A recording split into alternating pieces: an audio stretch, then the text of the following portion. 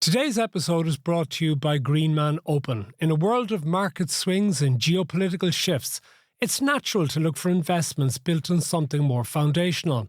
That's the thinking behind Greenman Open, a European long-term investment fund focused on one of the most resilient sectors there is, grocery-anchored real estate.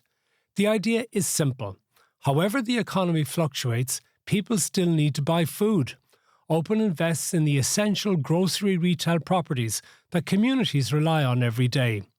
The fund earns income from investors from the rent those tenants pay, aiming to provide a source of stable, long-term income. It's a regulated fund designed to make this type of real estate investment accessible to everyone. You can become part of Greenman Open from just €1,500, either through your financial advisor or directly with the Greenman Open app. To learn more, visit greenmanopen.com. A quick but important note, all investments carry risk. The value of your investment may go down as well as up, and you may get back less than you invest. Past performance is not a reliable guide to future performance.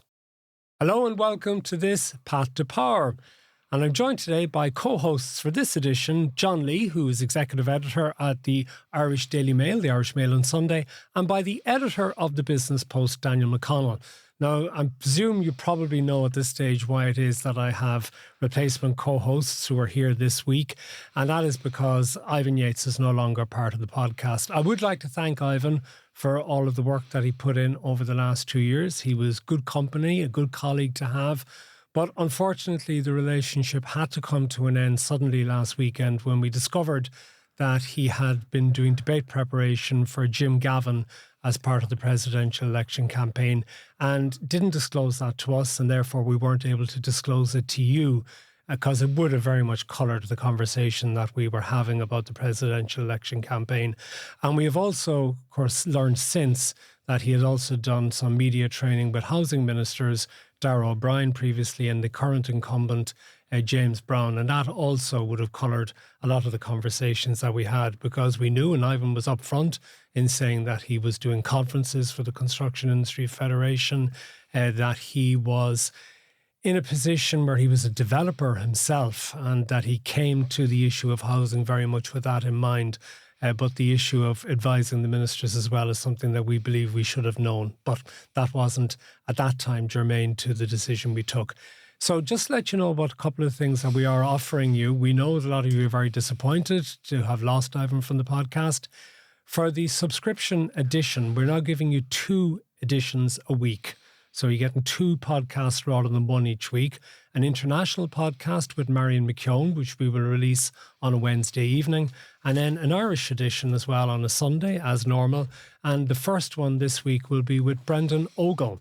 So you can hear what Brendan Ogle has to say about President Michael D. Higgins and what he achieved in 14 years, what he expects of Catherine Connolly.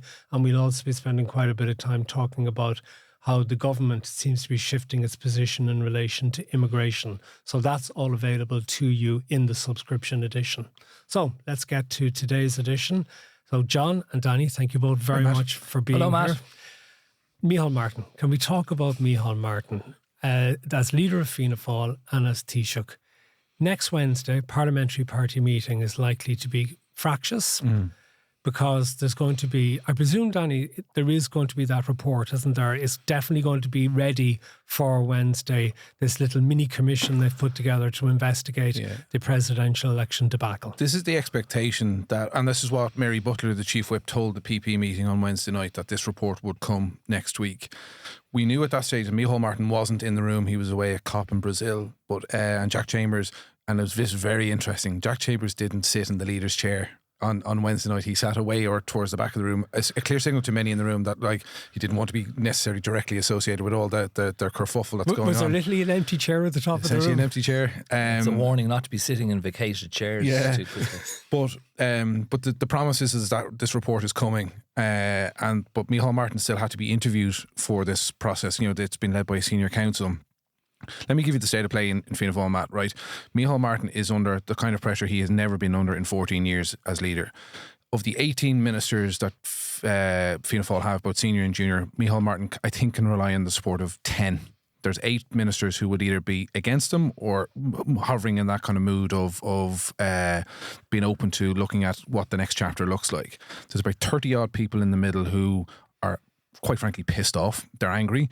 They're they're impatient at change. Micheál Martin's been doing these kind of small group meetings with TDs, bringing them into their office or into his office 2.5 hours, listening to them. A lot of it is not necessarily about Jim Gavin, but it's been about infrastructure delivery, kind of housing delivery in particular.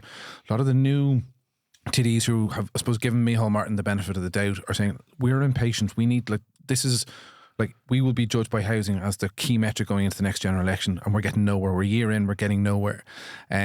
So they're impatient for delivery, and they are annoyed at everything that's going on. But also, Micheál Martin's 14 years as leader of the party. He's built up an awful lot of enemies. People he hasn't appointed, people he's removed from cabinet, people he's just basically shafted over the years. And, there's a shelf life, for that leadership, and his credibility has taken a nod. I spoke to quite a number of people yesterday, and it was really interesting, from supporters to the rebels. They all have said, for the first time, there have been grumblings about Micheál Martin's leadership for a long time. There's a fault line. There's a fault line, a line in the sand, which has now created this chasm, and this is where the kind of the angst is coming from. They're not at the stage, I don't think, of there's no actual list that there's been, and we'll get into this in a minute, but there was a list in circulation, but it seemed to, or the charge is that emanated from government buildings as opposed to the rebels. But no rebel yet has put their names to an actual list for a motion of no confidence. They're confident they have their numbers. They just haven't got they're biding their time to wait to see what this report comes out with. John, what's your take on it? I got a phone call just before Jim Gavin's announcement of his, it wasn't quite a resignation, his stepping down from a campaign, that he was to go. And in the half hour after that, I spoke to a lot of senior people in Fianna Fáil. It was late on a Sunday night, but I have nothing else to do with myself. I was filing for the following day's Daily Mail on this. And frankly, after those conversations, however long ago it was, what was the date? That Sunday night.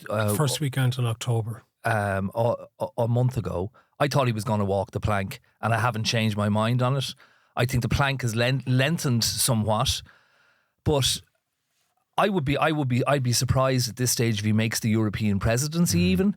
I think it's that bad. And as journalists, we're inclined to sometimes play up conflict. You don't have narrative without conflict. But in this instance, I think it's not over the top to say he's finished. I can't see what argument he has to Danny's. He won't believe that himself, though. You see, Danny made the point a number of times of how long he's there. Politics is about the future and about tomorrow, and particularly in parliamentary politics, you have to tell people, I promise you a job, I promise you improvements in poll ratings. Micheál Martin's shtick has always been, for want of a better word, I will bring us more seats, I'll bring you a seat, I'll give you a job. His poll ratings, personal ratings, and he underplays polling, fell by 10 points last week. That's an extraordinary drop for a guy who was always polled ahead of his party. So where they're at the moment is the rebels, and I spoke to quite a few of them in Leinster House. I went for a long lunch with one of the major guys up in Balf's to discuss where it all is. I hope no one saw us now revealing them. But I was a bit intrigued as to how they were going to facilitate a move without a figurehead. And I want to get to this that. is the line That's we really refer important. to often. Without any encouragement from him, I should stress. I also met Jim O'Callaghan actually on Wednesday in Leinster House. And Jim O'Callaghan has given. No, he was languidly walking in to Leinster House with his hands in his pockets. He always walks languidly with his hands in his pockets. How are you, John? Doesn't he? What's the story? And very little to say. And he ducked into a toilet then to get away from me, which is allowed. Which you're used to as well. I presume. Yeah. And but during that conversation, I asked, "What was where's your figurehead? Who's going to stand up here?" And they're making the presumption without encouragement that Jim O'Callaghan will walk into the leadership. Jim hasn't spoken about that publicly or his desire, and he's not indicated that he wants to. But what they're now saying is that we're going to move without him, and we're going to move without a figurehead, because we want Jim, or whoever it is, to inherit a unified party, which is a new line that's kind of emerged over the course of the last few days. Because that goes against the history of Fianna Fáil leadership changes. Absolutely. And that's why everything has changed somewhat in this instance, because always you had someone who was pushing. And that goes back to like Albert Reynolds pushing against Charlie Haughey. I suppose Albert Reynolds' own fall was something different and Bertie Ahern inherited. But even when Bertie Ahern went, Brian Cowan went to him and said, look, the jig is up. And also and remember, you did in your book, the book that the two of you co-authored, remind me, The Gates of Hell? Hell at the Gates. Hell at the Gates. Sorry, Hell at the Gates was very much Micheál Martin himself went to Brian Cowan and pushed for him to step down. Well, Danny and I had spoken about the book recently, and I'd actually forgotten a certain crucial part in it till I went back and read it a couple of weeks ago. And we divided up the interviews, and I had done the interview with Micheál Martin and Brian Cowan, and they both gave an account of a meeting that Micheál had with Brian Cowan in Leinster House, in government buildings, in January 2011. Where Micheál had gone to Brian, and Brian corroborated all this, Brian Cowan, and said that I think really we need you to continue as Taoiseach, but step back as leader of Fianna Fáil. And Cowan, I was speaking to him in a hotel in Tullamore, and he laughed wryly. I described it as, and said, well, I said no, and if you're clearly going for the leadership, you can go for it, but there's a process. So that is how the motion of confidence that Brian Cowan put down on himself emerged. Brian Cowan won that, and then, as we all know, I think what's important Danny will remind you about of the cabinet reshuffle that evening. But the important thing there is that you always have to have somebody who emerges to come forward to inherit and take over, and that's why I think there are some people in Fianna Fáil who are wondering, does Jim O'Callaghan really have the ambition? Is he prepared to actually push himself forward? Maybe he feels he doesn't have enough experience. He's only been in the senior ministry since early this year, Inside and Justice, which he loves. Maybe he's not driven to the work that's involved in it. And that's going to have to give, I think, some of the Fianna Fáil rebels pause for thought. But we'll come back to Jim in a minute. The other thing that strikes me, though, is that even if you go back to the nomination of Jim Gavin, that 29 people voted against Jim Gavin, voted for Billy Keller at that time. That was the first real sign, wasn't it, Danny, of the real disquiet within the Fianna Fáil parliamentary party about Micheál Martin's leadership, which might be explained by a series of gaffes this year, depending so much on Michael Lowry to put the government together, which went on so badly with the public and for good reason. And then, as John has already alluded to, the failure to deliver on things like housing. Yeah, the style of Micheál Martin and how he's led the party for 14 years is now, I think, coming back to bite him. Like, he is seen very much by the rebels and those who are critics of him in the party. He's not inclusive. He doesn't listen. He relies extremely heavily on his own kitchen cabinet, his chief of staff, Deirdre Glan, Pat McParland, his other chief advisor, and others who are not necessarily in the party, in the elected ranks of the party. So you've had the likes of John McGuinness for years criticising his style of leadership, saying, you're not listening, the party's not listening, it's not open. But he's gotten away with it. I mean, Micheál Martin, saw off the challenge of Michael McGrath. He sent him off to Europe, kind of eradicated the sort of the field of the most likely challenger. Jim O'Callaghan at that point wasn't in cabinet.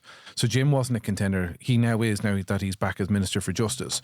And Darragh O'Brien, obviously his I suppose, likability or his strength as a candidate has weakened given the fact that he hopelessly missed his housing targets last year. So you've seen a shifting of the sands in terms of the leadership stakes, and Jim O'Callaghan, without question, is in a prime position. The thing that, from my own soundings within the party, people are saying around Jim, they are willing to go forward they're saying, the rebels are saying, we're not being hasty about this, we're biding our time, we're taking it very slowly, very deliberately. They very much see the publication of this internal report as the occasion in which a move is likely. They're confident they have the numbers. That's one of the steps, Danny, isn't it? Yeah. That they have that, and then the by-election, and then there'll be a number of steps for Micheál to get over. Yeah. But I think... Sorry, there's not going to be a no confidence motion though next Wednesday night, is there? No, I don't. Or as a result of the parliamentary party meeting. It's moving rapidly, and what he won't do, Micheál Martin, when you listen to the figures that Danny has outlined there, is put down, as Brian Cowan did in 2011, a motion of confidence in himself, because I think that could be suicide. Because I think he'll lose it. Yeah. I think what has happened, and it has all happened very rapidly, you see. If you go back to July of this year, Micheál Martin was unassailable in many ways, even though he'd had those mistakes that he had made over the speaking row and everything else. And there was things that happened then that never happened before. Like Michael Lowry, and I don't join in the the general condemnation of Michael Lowry, but he has a lot to answer for.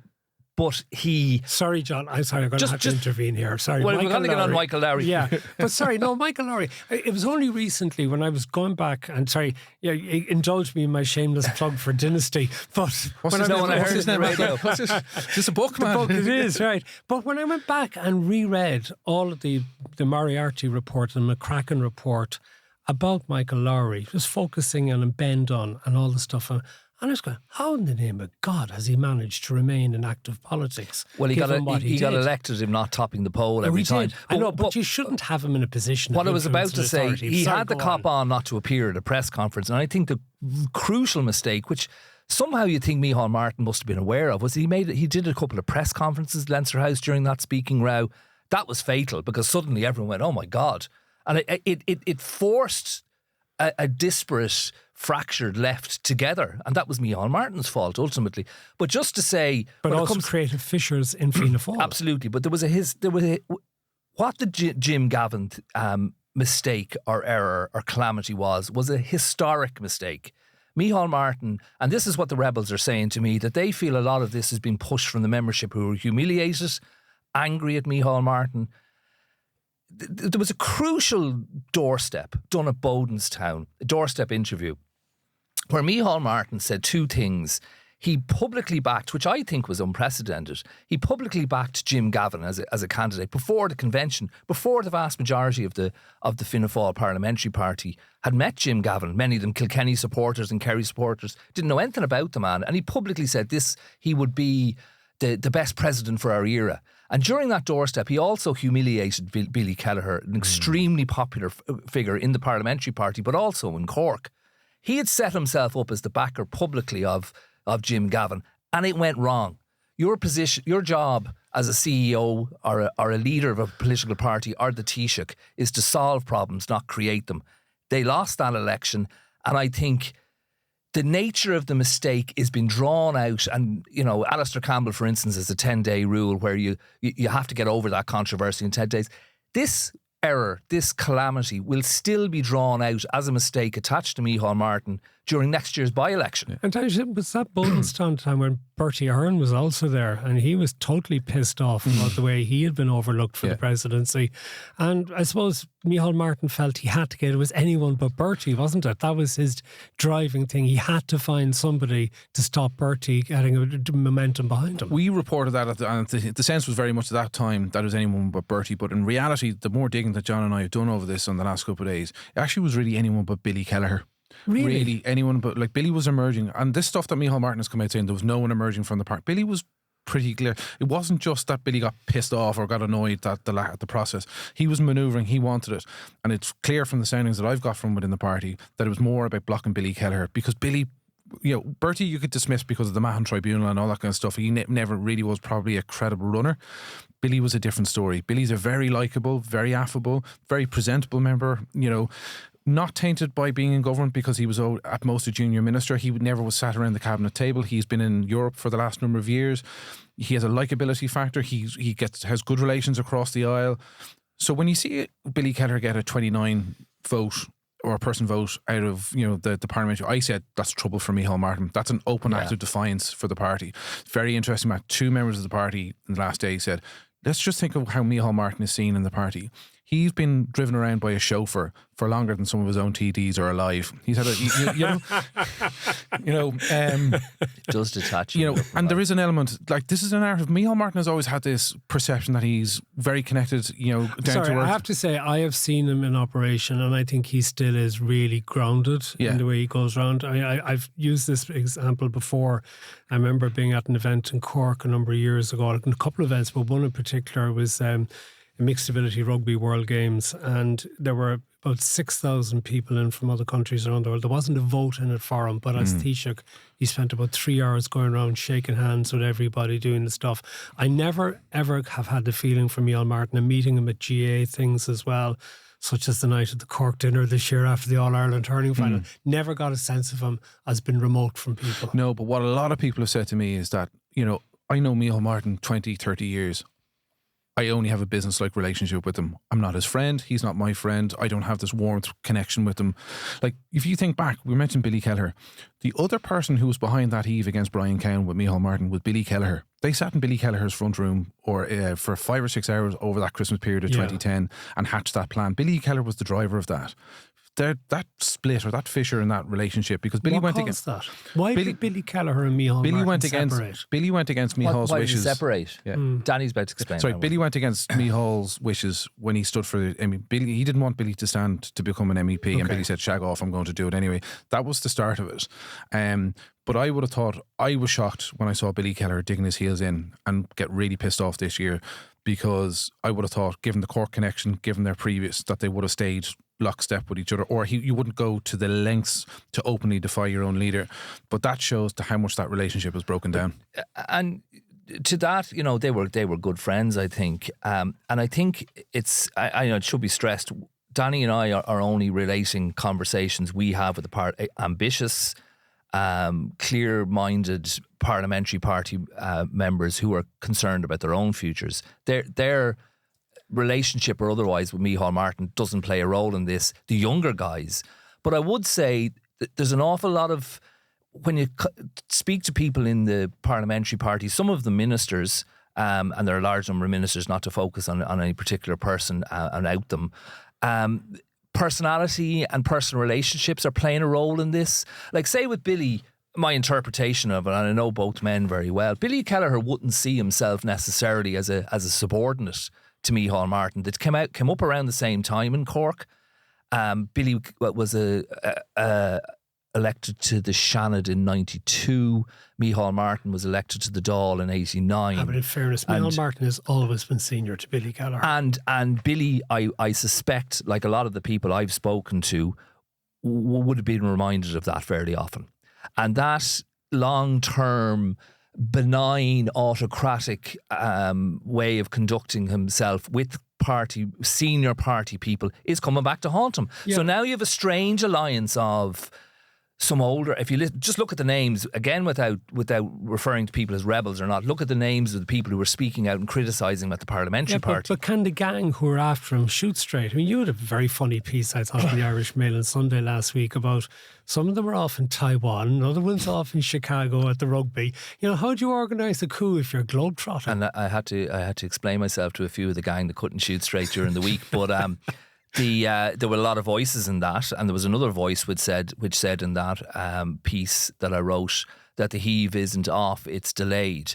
Now, where the sequencing of all that seems to be is, and of course, not only were they away, but Micheál Martin has taken off to, of course, a very important meeting in Brazil, but still he allowed the parliamentary party to go ahead. Great, is it, to go off when you should be? Well, all precedent shows it's not. Margaret Thatcher was in Paris when she fell.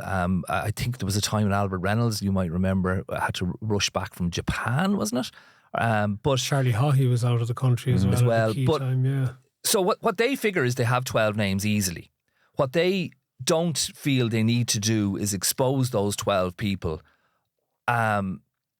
until a number of steps are gotten. We've referred to a number of steps are gotten over, which they believe will be more damaging and will expose more people to the parliamentary party as dissatisfied and everything else.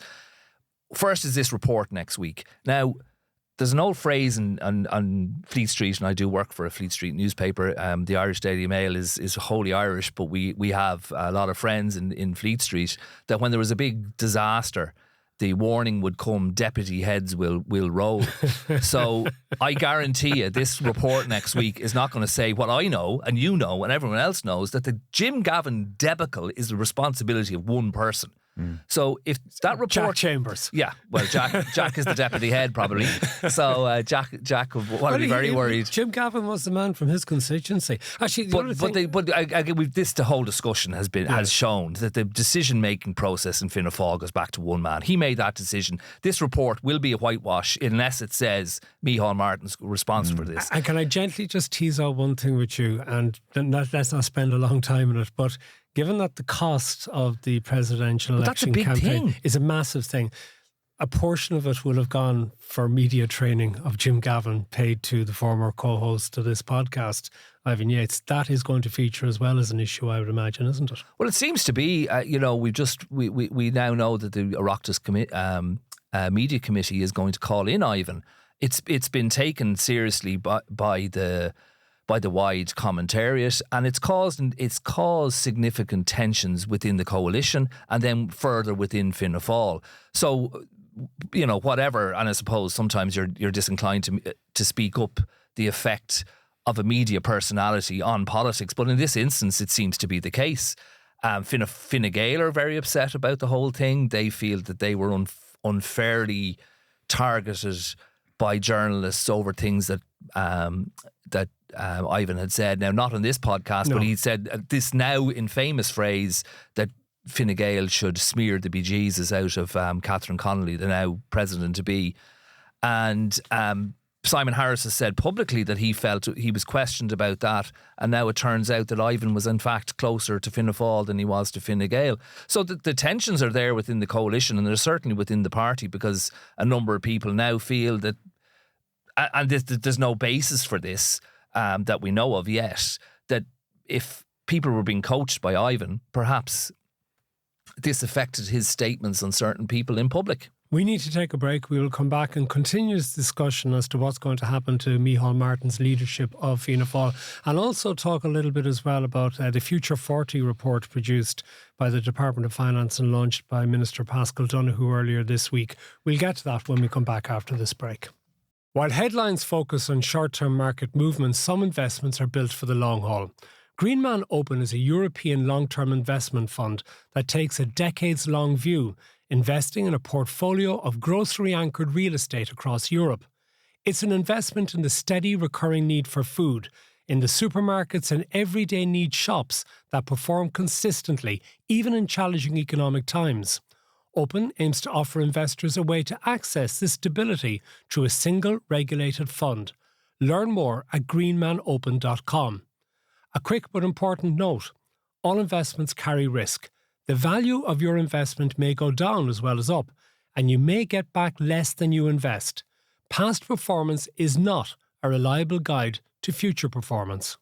Welcome back to Path to Power. My co-hosts for this week are Danny McConnell and John Lee. And Danny, I want to talk a little bit more about Fianna Fáil, because usually when you have a heave against the leader, yes, because the belief is the leader has become a liability, that somebody else will be better. But this is an odd one in that we don't seem to have a push by the person who might want to replace Micheál Martin. And I just wonder how much have the rebels, who in their desire to get rid of Micheál Martin, thought of what type of leader would Jim O'Callaghan be? Because I'll just give you one example. Micheál Martin, one of his strongest positions that he's taken has been that he would not go into coalition with Sinn Féin. Mm-hmm. Would Fianna Fáil, under the leadership of Jim O'Callaghan, be open to going into coalition with Sinn Féin? And how would the rest of Fianna Fáil actually think of that? So there's a number of things there. I think Jim O'Callaghan is an arch pragmatist. I think if the numbers dictated at the next election that the only viable option of a government is a Fianna Fáil Sinn Féin government, I think it'd be incongruous that he wouldn't consider that. I think Micheál obviously has a lot more historical baggage. I think, given his length of time in government and all the rest of it, I think Jim is a far more. I think there's a lot of Jim O'Callaghan supporters who'd be very open, because they would probably see there's not a cigarette paper between Sinn Féin and Fianna Fáil on a lot of issues. There's a strong desire within the party for a Dublin leader, given that the leadership has been in Cork for so long. And that was a big problem around when Michael McGrath was sort of in the mix, that would you go from one Cork leader to another? There'd be nothing wrong with that. No, well, if you're hurling second half performances, I'd say, okay, I left myself open to that one, all right, okay. But then, so like even when Mark McSherry was in the party, and he was on manoeuvres and talking about stuff, there was a strong desire from the likes of him and McGuinness and others to talk of a Dublin leader. So in that time, you're then talking, is it Darragh O'Brien, is it Jim O'Callaghan? Now, obviously, as I said earlier on, Darragh O'Brien's stock has sort of fallen. And don't forget, Jack was in there as well. And Jack was in there, of course, yeah. But Jack is now under kind of heat in relation to the Jim Gavin thing. He might have to wait until the leader after the next leader to have his turn. And Jim O'Callaghan is definitely in pole position. Jim O'Callaghan, though, has made it absolutely clear, internally, privately, publicly, he will not lead a heave. He will not instigate. Why not? Because I think there's probably those who will deny rarely take the crown. And But they do. They do. Micheál Martin did. Brian Cowan did. Yeah. Albert Reynolds But I think did. that line that I was told by one of the malcontents or rebels during the week it was very interesting, because it's something of a change in the narrative that they want him to inherit a unified party, and the belief is that without bloodletting, I think they perceive that Micheál Martin is now so damaged that it doesn't necessarily need that push. What's exactly is Micheál Martin's sales pitch now? Let me lead the party through to, and everyone will be countered, by the way. Let me lead the party through next year. There's the 100th anniversary of Fianna Fáil. Okay, I mean, we can get over that, I'm sure, if you're malcontent or discontented. The European presidency. I don't think any Fianna Fáil TD gives a damn as to who their leader is for the EU presidency. Exactly. Micheál Martin might love the idea of doing it, but to the rest of them, it's irrelevant. So then, what is his sales pitch? You know, I go to the EU, but sure, yeah, but you're yesterday's man by then, and maybe it's better to have the new leader will be there countering. He then wants, if he is to assume the office of Taoiseach on the revolving Taoiseach in December 2027. That's a long way to get with all these stormy parliamentary party meetings. If he's going to become Taoiseach, he is then confirming, as he did, I want to seek a mandate from the people of Cork South Central, isn't it? It is. That I want to lead us into the next general election as well. That makes him a 20-year leader. That doesn't happen in modern politics anymore. There's a wider context to this, Matt, as well, in terms of the next general election. Fine Gael have been in power since 2011. They cannot conceivably look at a fifth consecutive term in office. So therefore, you are looking at Fianna Fáil pitching itself as the lead party of government. And Fianna Fáil, I think a lot of people in Fianna Fáil want to show that they are not merging into Fine Gael. Exactly. They don't want this FFG thing. And that's which goes the on social attraction media. then of a coalition with Sinn Féin. Beat Sinn Féin to be the largest party, you run the table. Well, you have to beat them, otherwise you could be the SDLP in the south, couldn't you? That's it. But like, what was very interesting, because when we were asking questions around, like, who's kind of agitating, who's moving, like, it seems there's an epicentre or core group. Paddy O'Sullivan, who is a very considered politician, very close to Billy Keller, is seen as sort of one of the main ringleaders. And James O'Connor, another Corkman. So it's like, amazing actually, all these Corkmen going against. They're always causing trouble. But that's the extraordinary thing that he's lost Cork.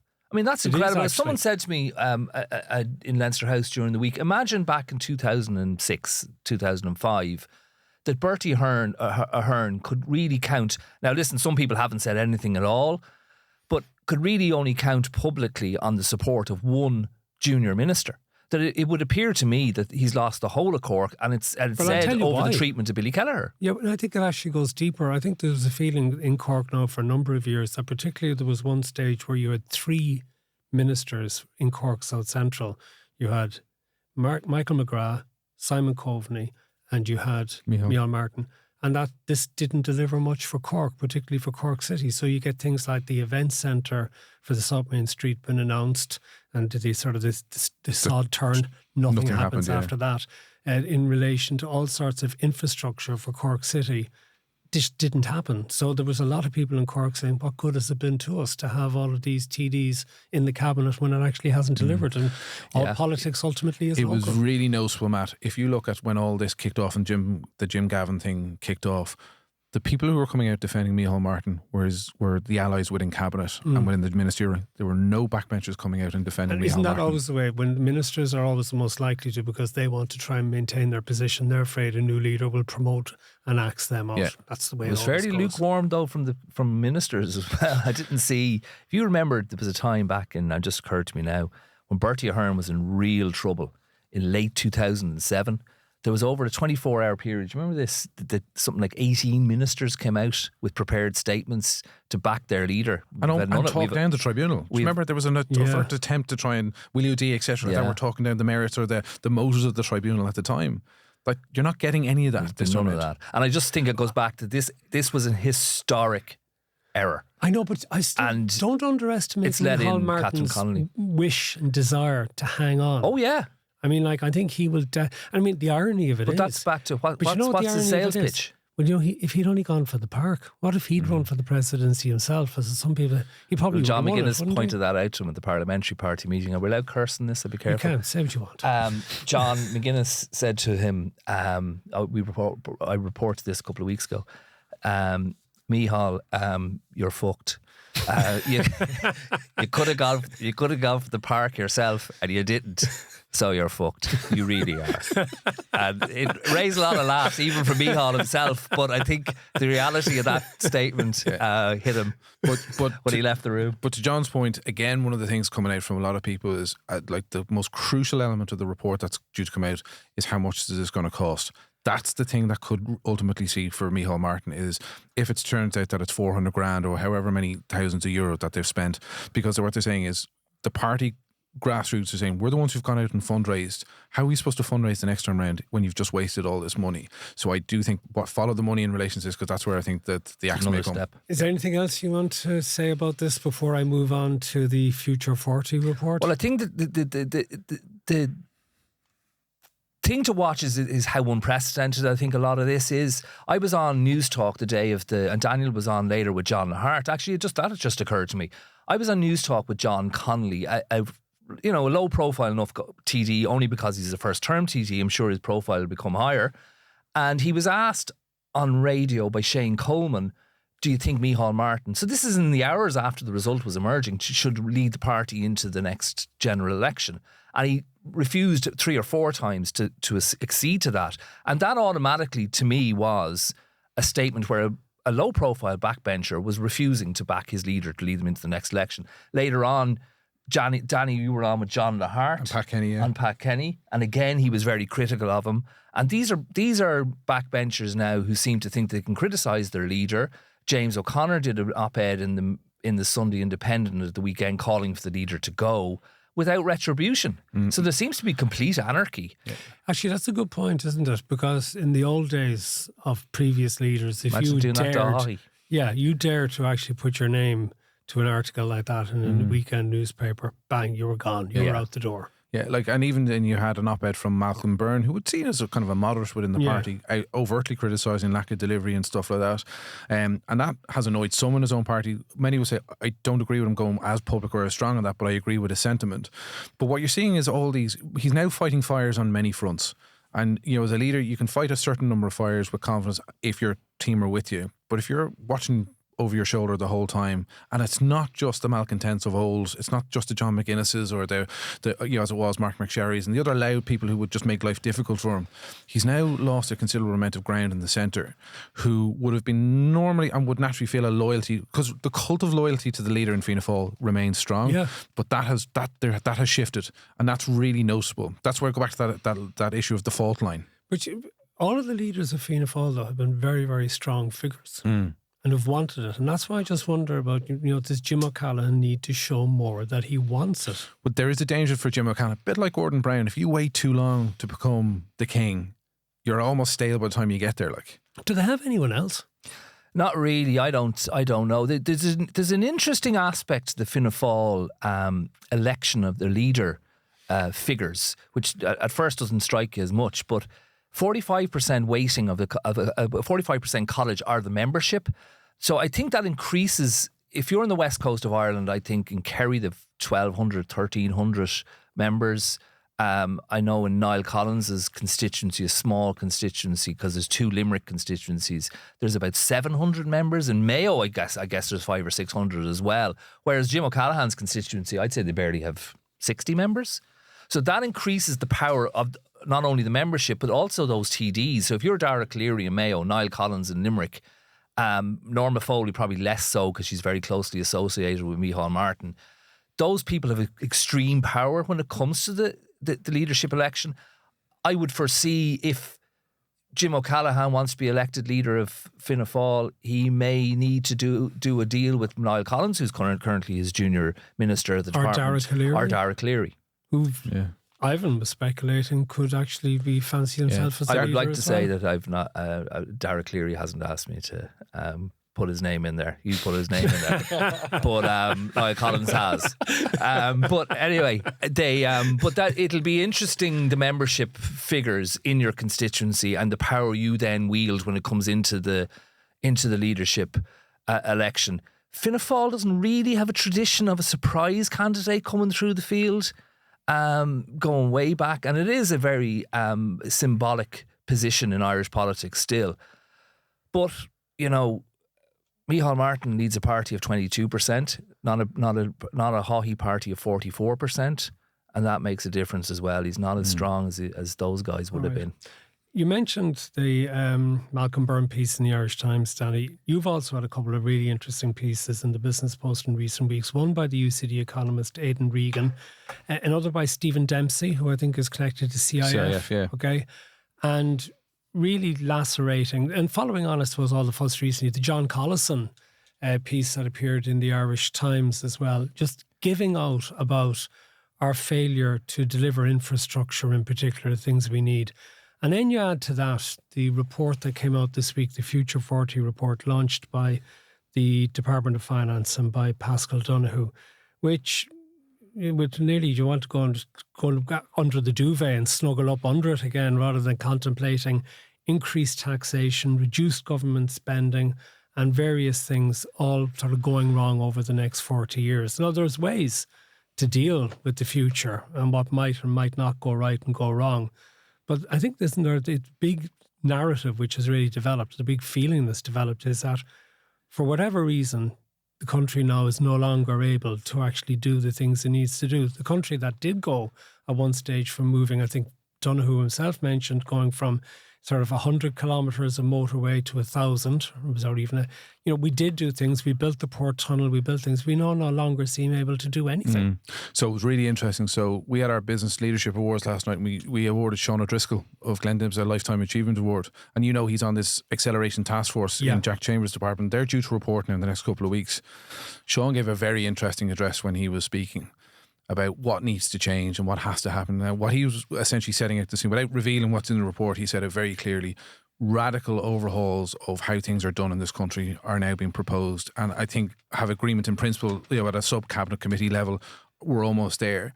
But does seem to be finally a recognition that the system isn't working. Yeah, but it's implementation. Absolutely. See, this is the key thing for me. I think we've had report after report over the last few years. So many people have been out saying, what John Collison said, for example, got a lot of attention because he's a billionaire. But most of it was stuff that lots of people have been saying for a long time. But what O'Driscoll said last night, I thought, so he, as a very well-established business person, and that group, that task force of 10 people, what they've agreed to do, and I think this is really important, they've agreed to stay on and almost hold the feet of the Department of Public Expenditure and Reform to the fire. So if they're not hitting their deadlines, they will call it out.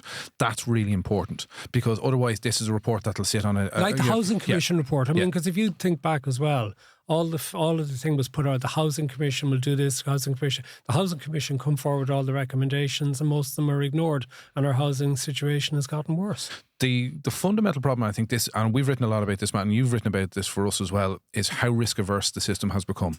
Sorry, that's what I was just want to get to, because I think this is a hangover from the crash. It totally is. Totally is, yeah. We really have this problem at the moment that there is a fear, and there's also the belief that it's a fear. It's fear, but there's also this belief, it goes a little bit deeper, that if you allow people to do things, it only opens the door to corruption and allowing people to get rich.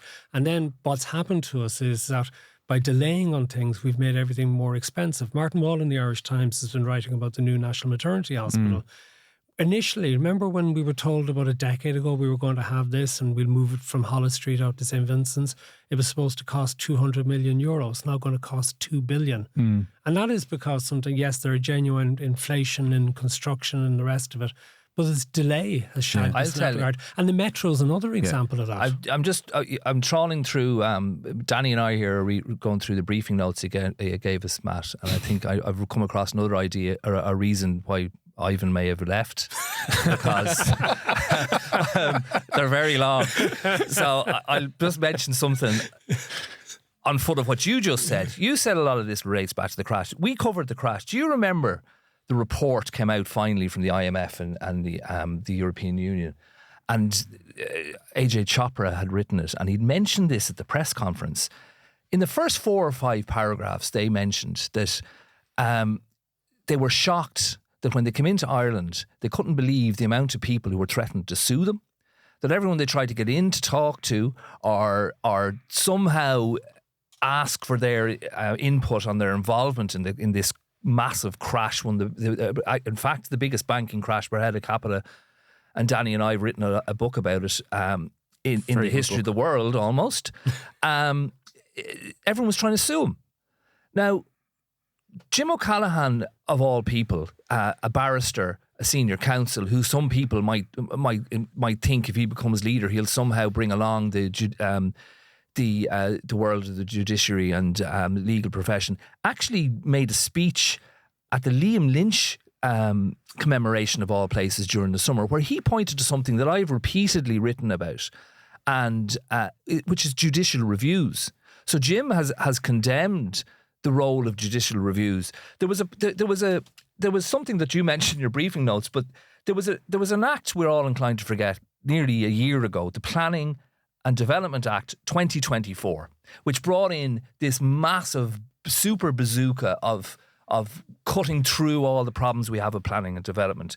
And one section of it, the judicial review process, and reviewing that, and a very moderate review of it, was left to the very end. It still hasn't been enacted. Now, I think that is the greatest impediment. A long way of saying it. The IMF realised it. The EU realised it 15 years ago, that people's ability in Ireland to sue, which doesn't apply in Britain, which doesn't apply in the United States, is a major, major contribution to slowing up the building of housing and infrastructure in Ireland. And I have to say here, a declaration of interest again. I was actually yesterday paid to be at a Construction Industry Federation Home Bond conference where I was interviewing the likes of Andrew Brownlee, the head of the CIF, and the president, Stephen McCarthy, who's from Cork, who made what I thought was a really interesting point in a question I asked him.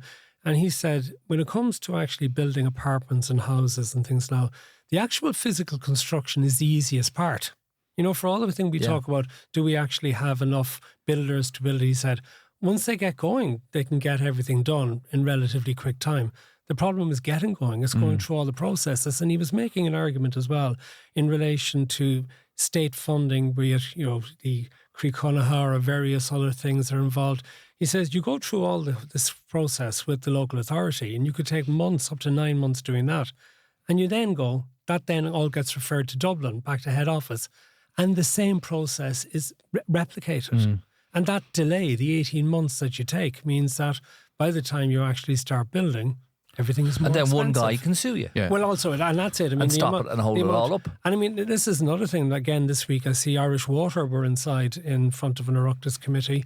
And we're now talking, is it the new wastewater treatment in Clonshaugh 2032? Yeah. A project that was initiated in 2018.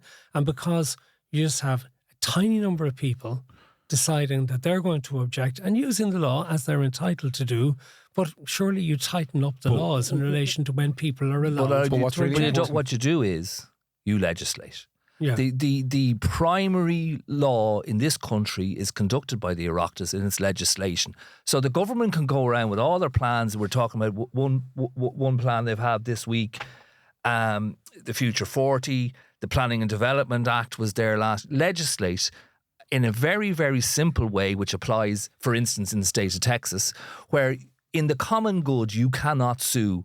You cannot sue against the common good. And you can decide all of it after it's built. And I think until governments start to legislate to override people's ability to stop projects in Ireland, massive projects, for whatever reasons they have, maybe personal reasons, if they're against the common good, that's how. And I think you'll go to the start, and that'll deal with a lot of it. Massive problem, I think, since the financial crash is that the power balance between the elected government and the Parliament and the permanent civil service got completely out of whack. We became so risk averse, and we over-regulated the country as a reaction to what, you know, the Wild West that sort of had. And we've all written about the sins of the financial crash and the Celtic Tiger, etc. And we don't want to repeat that. And you don't want to let people ride roughshod. No, but there's a happy medium. But Matt, when you've got the Taoiseach of the country and the Taoiseach of the country acting like commentators, saying, "Oh, isn't it awful that this is happening? And surely we should do. Someone somewhere should do." Like when you see Simon Harris, who you know was a very effective politician, almost tweeting the John Collison report and saying, geez, someone surely should go do something about it. Like, for God's sake, you're running the table. Like Micheál Martin, Shane Coleman was writing a very strong that was piece. just crazy. But Shane Coleman was writing a really good piece for us this weekend. Like Micheál Martin really, at most, has 2 years left to cement his legacy. Haughey went in 87 and himself and Ray McSherry turned this country around in 2 years. It can be done. Just the political will has to be there to do it. And there are simple solutions, and I've outlined the power of legislation, the power of a government. Like sovereign government can do anything they want. But here's something that was just glaringly obvious to me. When this coalition was formed in 2020, June 2020, there wasn't a senior member of that government that didn't cite the greatest threat to the Irish well-being was the housing crisis. How is it possible that neither... So you had a Taoiseach and a Taoiseach who were revolving the office of Taoiseach. Is that the Taoiseach didn't take the Department of Housing? I mean, I just think that's the most obvious thing. That if you want to cut through all the red tape, if you're Simon Harris and you want to be tweeting an article by some billionaire which criticises the government's ability to do its own work, why aren't you in the Department of Housing? I mean, I think it's absolutely incredible that wasn't done. And then the both leaders went into the Department of Foreign Affairs, you know, which doesn't have an intrinsic involvement in the delivery of housing, of infrastructure and everything else. And I think it was an abdication of their responsibility by not doing that. I think we leave it there. Can I thank both of you for sitting in at short notice for this week? Thank you very much. I really do appreciate it. Danny McConnell, editor of the Business Post. John Lee, executive editor of the Irish Mail on Sunday. And just to let you know as well that we do have 2 subscription editions available to you for the price of one now. Already Mary McKeown's is available, her Path to Power America, which we released on Wednesday night, talking about the Mandami election in New York and various other things. And Brendan Ogle will be in the subscription edition available on Sunday. We'll be talking about the legacy of President Michael D. Higgins, what Catherine Connolly can do in office, how the left are going to leverage off that. And we'll also be talking in detail about the government's shifting position on immigration. And in particular, is Simon Harris, the Taoiseach, involved in dog whistling? That's what I'll be talking to Brendan Ogle about. Big thank you to Aidan and Tom for the production. So until the next time, hope you stay with us. From me, Matt Cooper, thank you for joining us.